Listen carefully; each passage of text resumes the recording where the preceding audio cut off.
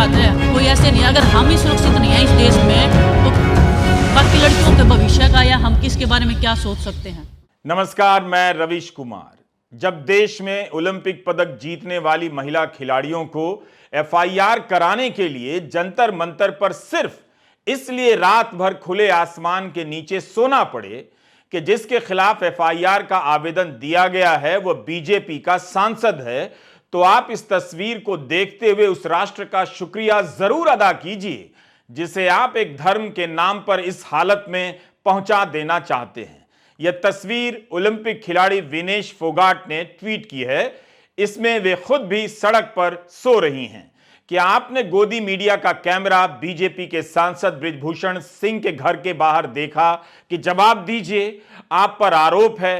खेल मंत्री के पीछे भागता देखा कि जवाब दीजिए, ये क्या हो रहा है।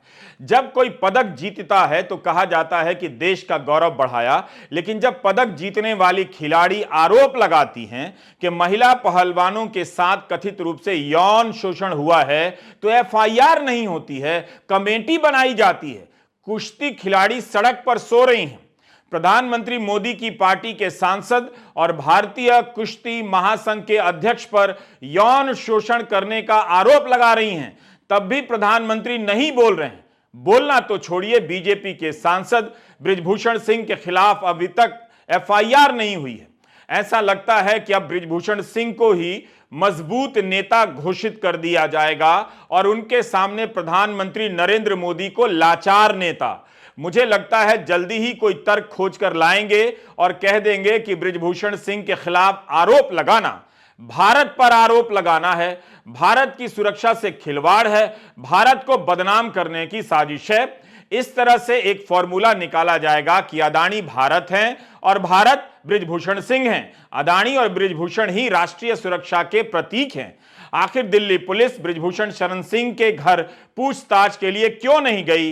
एफआईआर क्यों नहीं हुई? 30 जनवरी को राहुल गांधी ने श्रीनगर में कहा कि उनसे कुछ लड़कियों ने कहा कि छेड़खानी हुई है, यौन हिंसा हुई है। तो इस बयान के 45 दिनों के बाद 19 मार्च को दिल्ली पुलिस की टीम उनके घर पहुंच गई कि जो कहा है उसके सबूत भी दीजिए। हम उन लड़कियों को इंसाफ और सुरक्षा दिलाना चाहते हैं। दिल्ली पुलिस के स्पेशल कमिश्नर स्तर के अधिकारी सागर प्रीत हुडा के नेतृत्व में बाकायदा टीम गई थी। यहां तो महिला खिलाड़ी सांसद का नाम ले रही हैं, तब भी पुलिस सांसद से पूछताछ करने नहीं जा रही है, एफआईआर दर्ज नहीं हो रही है। आज के वीडियो में इन सवालों पर आगे बढ़ने से पहले एक बात यहां रखना बहुत जरूरी है। गृहमंत्री अमित शाह ने कहा है कि जब सत्यपाल मलिक राज्यपाल थे तब क्यों नहीं बोले।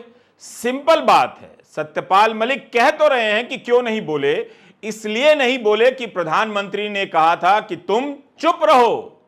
इन खबरों को आप गौर से देखिए। पुलवामा हमले के तुरंत बाद सत्यपाल मलिक ने खुलकर बोला था कि सुरक्षा में चूक हमारी तरफ से हुई है, तभी आतंकी हमला सफल हुआ है। सत्यपाल मलिक उस समय चुप नहीं थे, बस कुछ और डिटेल के बारे में अभी बता रहे हैं। इसके बाद दैनिक भास्कर की यह खबर भी देख लीजिए।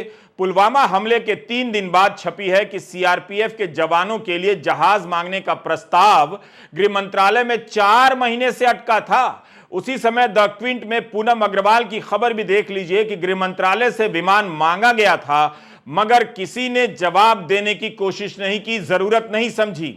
गोदी मीडिया का दौर नहीं होता तो भास्कर और क्विंट की रिपोर्ट पर हर जगह चर्चा हो रही होती। इतना बताना जरूरी था। अब हम आते हैं अपने आज के मूल विषय पर। दिल्ली के जंतर मंतर पर राष्ट्रीय अंतर्राष्ट्रीय स्तर के कुश्ती खिलाड़ी क्यों धरना दे रहे हैं? इनमें केवल महिला कुश्ती पहलवान नहीं हैं, बल्कि पुरुष पहलवान भी उनका साथ दे रहे हैं। दिल्ली पुलिस को दी गई शिकायत में क्या है हम पूरा नहीं बता सकते, मगर इंडियन एक्सप्रेस ने सूत्रों के हवाले से यही लिखा है कि 7 महिला पहलवानों ने 2012 से लेकर 2022 के दौरान यौन उत्पीड़न की कई घटनाओं का जिक्र किया है। इनमें यह भी आरोप है कि सांसद के सरकारी घर पर कथित रूप से 4 मामले हुए हैं। एक्सप्रेस ने हैरेसमेंट लिखा है। इंडियन एक्सप्रेस में वरिष्ठ पुलिस अधिकारी का बयान छपा है कि दिल्ली के कनॉट प्लेस थाने में शिकायत मिली है, हम एफआईआर से पहले जांच कर रहे हैं। पहलवानों का कहना है कि 3 दिन हो गए एफआईआर नहीं हुई है। 7 महिला खिलाड़ी आरोप लगा रही हैं कि महिला खिलाड़ियों के साथ छेड़खानी हुई है, यौन शोषण हुआ है, इनमें से एक नाबालिग भी है। तब भी क्या एफआईआर नहीं होगी? उसके पहले जांच होगी। सरकार ने 2-2 कमेटियां बनाई हैं, उसमें भी ओलंपिक स्तर के खिलाड़ी हैं। तो सरकार को बताना चाहिए कि कमेटी का नतीजा क्या है। खिलाड़ी क्यों कह रही हैं कि उन्हें कमेटी पर भरोसा नहीं?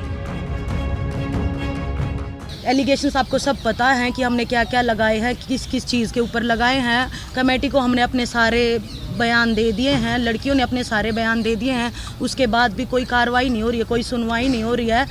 विनेश भी बता रही है कि 2.5-3 महीने से हमारे दिमाग में सिर्फ यही चल रहा है कि क्या होगा, क्या आगे कुश्ती कर पाएंगे या नहीं कर पाएंगे। लोगों तक ये तक की सुनने आई है कि ये तो ख़त्म हो चुके थे, इसीलिए ये इन्होंने धरना किया है। कहाँ के ख़त्म हो गए? लेटेस्ट कॉमनवेल्थ गेम्स का गोल्ड मेडल जीता है, विनेश लेटेस्ट मेडलिस्ट है, बजरंग का इस ओलंपिक में मेडल है। कहाँ के ख़त्म हो गए हम? कहाँ मतलब ये सुनने में आ रहा है हमेशा कि हम ख़त्म हो गए इसलिए धरना किया। हमें क्या चाहिए है, क्यों करेंगे हम सिर्फ अपनी कुश्ती को बचाने के लिए, कुश्ती को सेफ उस हाथों में ले जाने के लिए हम ये प्रोटेस्ट कर रहे हैं। और बस यही उम्मीद है कि सच्चाई की जीत होगी। हमें झूठे साबित मत करो, हम चाहते हैं कि सच्चाई की जीत हो। कमेटी पे भरोसा है आप पे? क्योंकि आंसू आ रहे हैं आपके बोलते बोलते, और 2 महीने का आप कह रही हैं टॉर्चर था, पहले भी बात की। कमेटी पे भरोसा है या सदस्य आप चाहती हैं बदली जाए वो जितने भी मेंबर्स हैं? कमेटी की तो रिपोर्ट ऑलरेडी सबमिट हो गई है, लेकिन विनेश जैसा ये पूरा प्रोसेस रहा, 2.5 महीने पहले शुरू हुआ था। चलिए गवर्नमेंट ने कमेटी फॉर्म कर दी, सदस्य बन गए, उसके रिपोर्ट भी सबमिट हो गई। आपको लगता है कि मिनिस्ट्री को एटलीस्ट पब्लिक में आके बताना चाहिए कि उस ओवरसाइट कमेटी में क्या कुछ लिखा गया है और डिसीजन क्या है, और डिसीजन क्या लिया गया है? हाँ, बताना चाहिए, लेकिन अभी तक नहीं हुआ है। कम से कम हमें तो पता चले कि हम गलत थे, कौन गलत था, वो सब अंधेरे में है। सोर्सेज के हवाले से ऐसे बोला जा रहा है कि हमने कुछ भी नहीं बोला या कोई भी सबूत नहीं दिया। क्या ब्रजभूषण से एक बार भी पूछा कि आप सबूत दो कि आपने कुछ नहीं किया? उनका नार्को टेस्ट करवाया जाए, हमारा क्यों करवाया जाए? सीबीआई जांच होनी चाहिए। अगर हम झूठे हैं ना तो हमारे को जो अगर ये देश बोलेगा, जो उच्च न्यायालय जो सजा देगा, हम रेडी हैं, लेकिन जांच तो करवाई जाए। ऐसा थोड़ी है कि वो पावरफुल है तो हमें न्याय नहीं मिलेगा। तो ऐसा कह सकते हैं कि कमेटी की रिपोर्ट के ऊपर में कहीं ना कहीं उस तरीके का भरोसा नहीं है आप सभी लोग? कमेटी में जितने भी लोग थे जी, वो कहीं ना कहीं पॉलिटिकली जुड़े हुए थे, फेवर चल रहा था। हम ज़्यादा ओपनली नहीं, मुझे नहीं पता हम बता सकते कि नहीं बता सकते सारी चीज़ें, लेकिन न्याय अभी तक नहीं मिला हमें। हम सिर्फ उसी का वेट कर रहे हैं। अगर भारतीय महिला पहलवान अपने आरोपों को लेकर गंभीर ना होती तो इस हद तक ना कहती कि नार्को टेस्ट करा लिया जाए, हम अगर झूठे हैं तो हमारी ही जांच हो जाए। यह कोई सामान्य बात नहीं है। इन पहलवानों की उपलब्धियों पर देश ने गर्व किया है। कितने लोगों ने सोचा होगा कि उनकी बेटी भी इनकी जगह एक दिन होनी चाहिए, लेकिन आज जब वे इन महिला पहलवानों को इस लाचार हालत में देखेंगे तो क्या सोच रहे होंगे? इनकी हालत यह कर दी गई है कि एफआईआर के लिए जंतर मंतर पर 2-2 बार धरने देने पड़ रहे हैं और रात गुजारनी पड़ रही है। हमने पुलिस से बात नहीं की। इंडियन एक्सप्रेस में वरिष्ठ पुलिस अधिकारी का ही बयान छपा है कि एफआईआर से पहले जांच हो रही है। क्या यह बहुत जरूरी है? 2013 में सुप्रीम कोर्ट की 5 जजों की बेंच ने ललिता कुमारी जजमेंट में कहा है कि जब भी कोई कॉग्निजेबल संज्ञेय अपराध की सूचना मिले, पुलिस को केस दर्ज करना चाहिए, एफआईआर अनिवार्य है। ऐसी हालत में किसी भी तरह की प्राथमिक जांच की अनुमति नहीं है। अगर अपराध संज्ञेय नहीं है, कॉग्निजेबल नहीं है, तब जांच की जा सकती है। ललिता कुमारी जजमेंट में कोर्ट ने बकायदा बताया है कि किन किन मामलों में एफआईआर के पहले जांच होगी और किन मामलों में जांच जरूरी नहीं है। सुप्रीम कोर्ट की 5 जजों की पीठ ने यह भी कहा है कि प्राथमिक जांच 7 दिनों के भीतर होनी चाहिए, उससे ज्यादा समय नहीं लगना चाहिए। क्या यौन हिंसा, छेड़छाड़, उत्पीड़न, बलात्कार की कोशिश की शिकायत काफी नहीं है कि दिल्ली पुलिस अब तक एफआईआर कर देती? 23 अप्रैल को महिला पहलवान जंतर मंतर पर दोबारा लौटकर आ गई। इसके पहले 18 जनवरी को विनेश फोगाट ने आरोप लगाया कि कुश्ती महासंघ के अध्यक्ष बृजभूषण शरण सिंह कई वर्षों से महिला पहलवानों का यौन शोषण कर रहे हैं।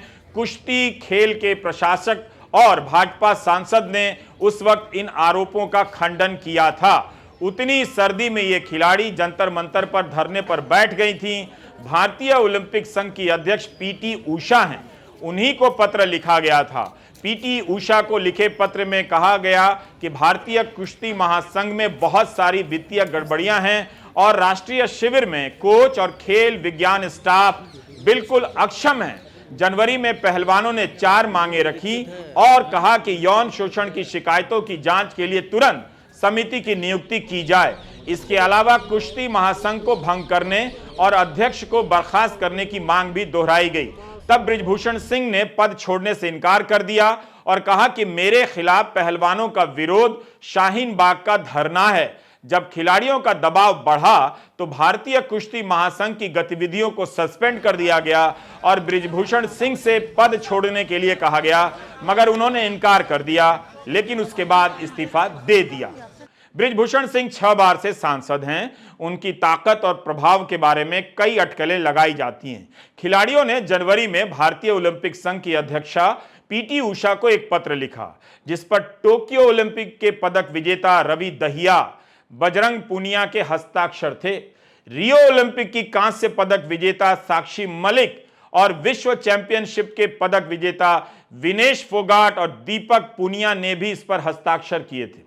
क्या इन खिलाड़ियों की कोई हैसियत नहीं है?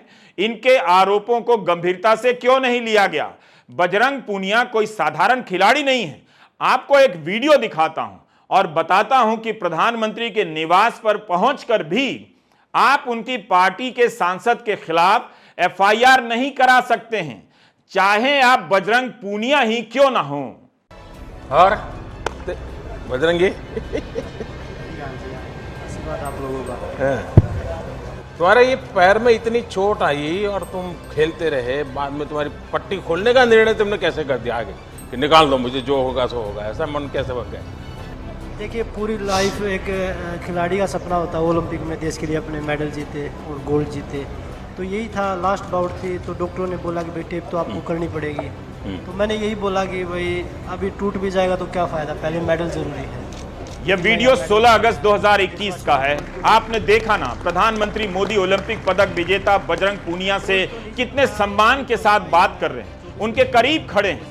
टोक्यो ओलंपिक के बाद प्रधानमंत्री के सरकारी निवास पर इन खिलाड़ियों को नाश्ते पर बुलाया गया था और कई सारे कैमरों के साथ इसकी रिकॉर्डिंग कराई गई थी। इसे एडिट कर जारी किया गया था। उस समय कई चैनलों पर घंटों चला था। उस बजरंग पूनिया के आरोप की क्या हालत है। पुलिस ने एक एफआईआर नहीं की और 3 महीने में इस खिलाड़ी को 2-2 बार धरने पर बैठना पड़ा है। आज इन्हीं बजरंग पूनिया को धरने पर बैठना पड़ रहा है। सोचिए, जो खिलाड़ी प्रधानमंत्री के साथ दिख रहा हो, उसे यह लिखना पड़े कि हम पहलवानों को एक साथ आने और भारतीय कुश्ती महासंघ के अध्यक्ष के खिलाफ विरोध करने के लिए बहुत साहस की आवश्यकता है। हमें अपनी जान का खतरा है। अगर उन्हें बर्खास्त नहीं किया गया तो धरने से जुड़ने वाले सभी युवाओं का करियर समाप्त हो जाएगा। यह जनवरी का पत्र है। 3 महीने हो गए, इंसाफ नहीं मिला। बजरंग पूनिया को भी कहना पड़ रहा है कि पुलिस ने एफआईआर नहीं की। जब तक न्याय नहीं मिलेगा तब तक धरने पर बैठे रहेंगे। रीजन वही है जो सेक्सुअल हरासमेंट का जो कंप्लेंट दी है, नहीं तो उस पर एफआईआर दर्ज हो रही है अभी तक। और पहले भी खिलाड़ी अपने न्याय के लिए बैठे थे, पर सिर्फ आश्वासन दिया गया, ना कि उस पर कोई कार्रवाई की गई है। और दोबारा से खिलाड़ी यहाँ पे आए हैं तो 2.5-3 महीने बाद, तो वो अभी यही है कि भाई जब तक न्याय नहीं मिल जाता तब तक यही रहेंगे। कि आप लोग कमेटी से मिले थे क्या? कमेटी से किस लिए मिला? कमेटी का कोई मेंबर नहीं तो फ़ोन उठा रहा नहीं, किसी ने ये बताया कि भाई हमें रिपोर्ट सबमिट कर लिया है। तो मुझे नहीं लगता कि कमेटी कोई भी न्याय दिलाने में खिलाड़ियों की मदद कर रही है। मेरी कॉम की कमेटी पे आप लोग को विश्वास नहीं? वो उन्हीं का आर्टिकल आया है, कोई किसी भी सदस्य ने बोला है कि भाई उसमें खिलाड़ियों को जो बयान उनको तोड़ मरोड़ के लिखा जा रहा है, तो क्योंकि उन्हीं के हाथ में सब कुछ, वो कैसे पेश करेंगे तो उनके हाथ में है। लेकिन पुलिस प्रशासन को लिखित में कंप्लेंट दी है, उस पर एक्शन क्यों नहीं है? अभी तक एफआईआर दर्ज क्यों नहीं हुई है? आपकी क्या डिमांड है? हमारी डिमांड है कि कुश्ती उनको अरेस्ट किया जाए, उनके ऊपर कार्रवाई हो और कुश्ती को एक अच्छे हाथों में दिया जाए, जो कुश्ती भले के लिए काम करे, ना कि हमारी बहन बेटियों के साथ खिलवाड़ करे। आप लोग कब तक रहेंगे यहाँ पे? जब तक न्याय नहीं मिल जाता तब तक यहीं है। आप लोग कितने लोग हैं? अभी लोग तो अभी सुबह रात, कल तो हम 40-50 लोग थे, अभी तो अब आप लोग यहीं बैठे रहेंगे? बिल्कुल। जनवरी 2023 में जब यह मामला पहली बार सामने आया तब विनेश फोगाट ने कहा कि और अधिक महिला पहलवान यौन शोषण की अपनी कहानियों के साथ आगे आई हैं। यह सिर्फ एक नहीं बल्कि कई लड़कियों की बात है। हम खुले तौर पर इसका खुलासा नहीं कर सकते हैं, नाम नहीं बता सकते।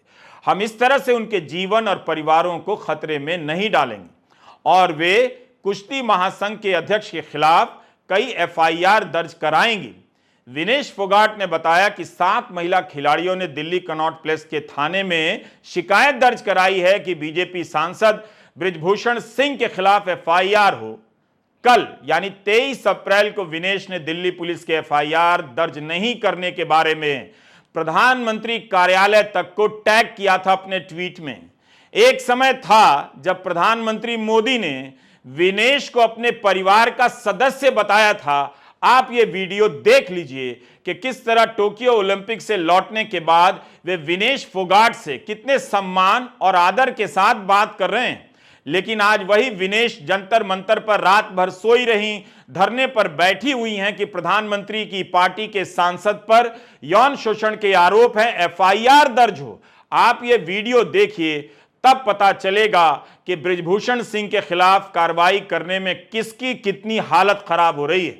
जनवरी में विनेश फोगाट ने दावा किया था, जनवरी में, कि कुश्ती महासंघ के अध्यक्ष के इशारे पर उनके करीबी अधिकारियों से जान से मारने की धमकी मिली थी, क्योंकि उन्होंने टोक्यो ओलंपिक खेलों के बाद प्रधानमंत्री नरेंद्र मोदी से मुलाकात के दौरान उनका ध्यान इन मुद्दों की ओर आकर्षित करने की हिम्मत दिखाई थी।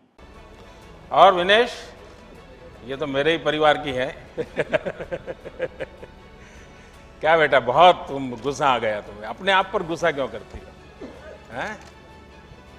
सर इतनी देखिए, मेहनत तुमने करते हैं। बहुत अच्छा खेला है और तुम्हारे परिवार ने, पूरे परिवार ने बहुत कुछ अच्छा दिया है। विनेश निराश नहीं हो सकती, ये बात नहीं चलेगी।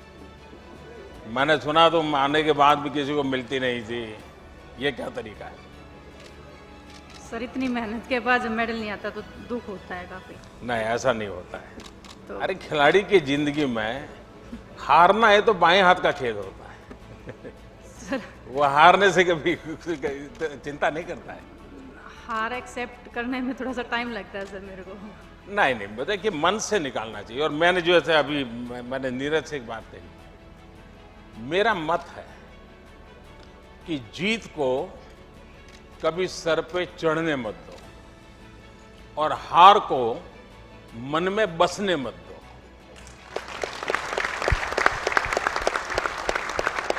ये इस रिकॉर्डिंग में ऐसा कुछ नहीं मिला कि विनेश ओलंपिक संघ के बारे में कुछ बोल रही हैं। हो सकता है कि निजी तौर पर कहा हो और वो बात एडिटिंग में हटा दी गई हो। इसका जवाब तो प्रधानमंत्री ही दे सकते हैं, मगर वे चुप हैं। कांग्रेस ने तब भी कहा था कि प्रधानमंत्री को बताना चाहिए कि जब 2021 में एक पहलवान ने कथित तौर पर उनके समक्ष मुद्दे उठाए थे, तब उन्होंने क्या कदम उठाए।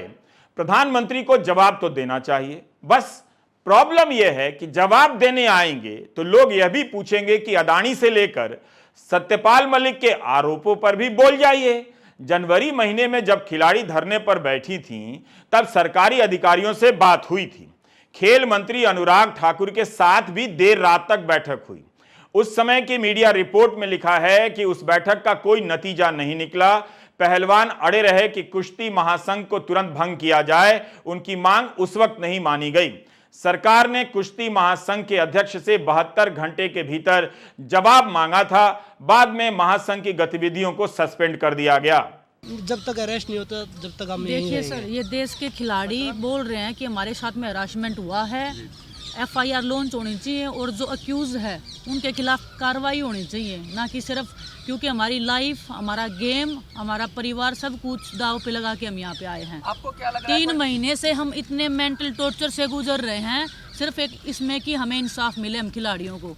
और ये महिला खिलाड़ियों की सम्मान की बात है। हम इंटरनेशनल लेवल पे ओलंपिक में मेडल लाती हैं हमारी लड़कियां, कोई ऐसे नहीं है। अगर हम ही सुरक्षित नहीं है इस देश में तो बाकी लड़कियों के भविष्य का या हम किसके बारे में क्या सोच सकते हैं। या कोई पॉलिटिकल प्रेशर पुलिस पर है, ऐसा लग रहा है आपको? ये हम देखिए कुछ नहीं आपको बता भी सकते पता है कि जिसके खिलाफ में हम लड़ रहे हैं वो कितने स्ट्रोंग है।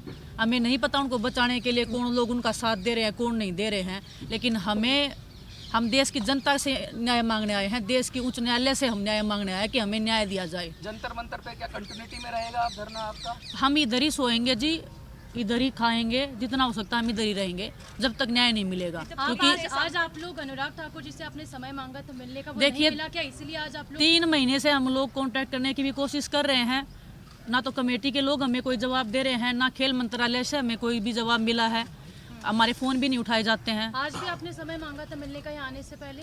मैडम 3 महीने हो गए जी, हम कितना टाइम हम फ़ोन कर करके समय मांगे। देखना चाहिए कि देश के खिलाड़ी अगर सड़क पे बैठे थे आप कह रहे तो स्पोर्ट्स मिनिस्ट्री से भी कोई समय नहीं। एक कहानी बनाई जा रही है कि कुश्ती महासंघ में वर्चस्व की लड़ाई चल रही है, इसके तहत बृजभूषण सिंह को निशाना बनाया जा रहा है, लेकिन इसके लिए क्या खिलाड़ी अपना सब कुछ, इतना कुछ दांव पर लगा देंगी जबकि वे अपने करियर की चोटी पर हैं?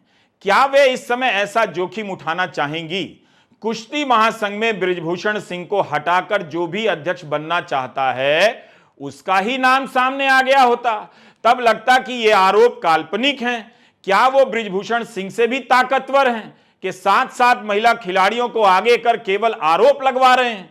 तब तो यह मामला और भी गंभीर है, इसकी गंभीरता से जांच हो जानी चाहिए थी। जनवरी महीने में बृजभूषण सिंह ने एक टीवी चैनल से कहा था कि धरना देने वाली खिलाड़ी कांग्रेस और दीपेंद्र हुड्डा के हाथ का खिलौना है। तब तो सरकार को यही साबित कर देना चाहिए था। अगर खिलौना बनने की बात थी तब बृजभूषण सिंह ने पद से इस्तीफा क्यों दिया? कहीं ये वर्चस्व की लड़ाई तो नहीं है फेडरेशन में? कहीं ऐसा तो नहीं वर्चस्व की लड़ाई है? सेक्सुअल हरासमेंट वर्चस्व का नहीं होता जी। सेक्सुअल हरासमेंट के अगर केस लगा है जी उसके ऊपर जांच होनी चाहिए। वर्चस्व हम मैट के ऊपर कायम करके आए हैं, पूरे देश को हम गर्व से भर के आते हैं। जब हम तिरंगा लहरा के आते हैं तो वर्चस्व दिखाएंगे तो हम ओलंपिक्स वाले स्टेज पे दिखाएंगे, ना कि हम यहाँ पे फेडरेशन बनाने में और तोड़ने में दिखाएंगे अपना। आरोप केवल बृजभूषण सिंह पर नहीं है, कुश्ती महासंघ के कोच पर भी आरोप है कि वे महिलाओं के साथ दुर्व्यवहार करते थे और उन्हें परेशान करते थे। खेल मंत्रालय ने मेरी कॉम की अध्यक्षता में एक कमेटी बनाई है। खिलाड़ियों को अंदाजा हो गया है कि कमेटी की रिपोर्ट का नतीजा किस दिशा में आ सकता है। इसके बारे में 23 फरवरी को पीटीआई से एक खबर जारी हुई। इस कमेटी को 2 हफ्तों का विस्तार दिया गया है क्योंकि कई खिलाड़ी अंतर्राष्ट्रीय खेलों में शामिल होने चले गए हैं। खबर तो यह भी आई कि यूनाइटेड वर्ल्ड रेसलिंग ने इन शिकायतों को देखते हुए भारत में एशियन चैंपियनशिप के आयोजन को रद्द कर दिया है। 24 फरवरी 2023 को ओलंपिक खेलों की वेबसाइट पर यह पोस्ट किया गया है कि एशियन रेसलिंग चैंपियनशिप मार्च में नई दिल्ली में होने वाली थी, जो अब कजाकिस्तान में होगी। इसकी नई तारीख अंतरिम रूप से 7 से 15 अप्रैल तब बताई गई थी। यह भी लिखा है कि यूनाइटेड वर्ल्ड रेसलिंग कुश्ती खिलाड़ियों की शिकायतों के बाद ऐसा करने के लिए मजबूर हुआ है। 10 दिन पहले ये चैंपियनशिप समाप्त भी हो चुकी है। क्या इससे भारत का नाम खराब नहीं हुआ विदेशों में? क्या इससे देश में साख खराब नहीं हो रही है कि इतनी बड़ी खिलाड़ी यौन शोषण के आरोप लगा रही हैं और कमेटी का खेल हो रहा है, एफआईआर नहीं हो रही है, अभी तक किसी से पूछताछ नहीं हुई है? क्या यौन शोषण के मामले में अब कमेटियां बना करेंगी?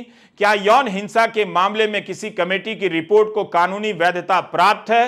तो फिर एफआईआर क्यों नहीं हो रही है? लोग कितनी बार कमेटी से मिले? हम 3 बार मिले, एक बार ओवरसाइट कमेटी से, एक बार रेसलिंग वाली कमेटी से।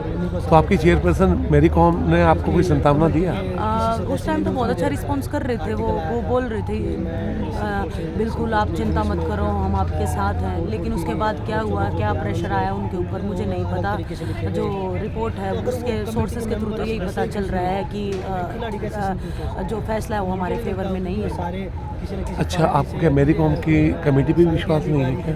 फैसला तो यही बोल रहा है ना, सोर्सेज तो यही बोल रहे हैं। वो दोबारा से फेडरेशन रन कर रहे हैं, तो इसमें तो सीधी सिंपल बात है कि फैसला हमारे पक्ष में आया ही नहीं। तो आप लोग ये धरने का कब तक का आपका कार्यक्रम है? बस सर, जब तक न्याय नहीं मिल जाता हम ये कंटिन्यू करेंगे। एडहॉक कमेटी बनाएगा, 45 दिन के अंदर इलेक्शंस होंगे और आईयूए ही डे टू डे अफेयर्स चलाएगा रेसलिंग फेडरेशन के। इस पर आप क्या कहना चाहेंगे? जब तक नई बॉडी नहीं आती है तब तक। देखिए मैम, अभी हम इन झूठी बातों में आने वाले नहीं हैं। पहले हमने गलती कर दी, एक कमेटी बनाई थी, वो डे टू डे वर्किंग देखेगी, लेकिन ब्रजभूषण शरण सिंह तब भी वो उनको देख रहे थे, उन्हीं के लोग देख रहे थे। WFI ऑफिस तब भी खुला रहता था, तो अभी इस झांसे में नहीं आएंगे। दूसरी बात, हमारा इलेक्शन पे कोई फोकस नहीं है। हमको यहाँ पे कोई प्रधानमंत्री नहीं बनना है कि इलेक्शन में जाके हमें कुछ बनना है।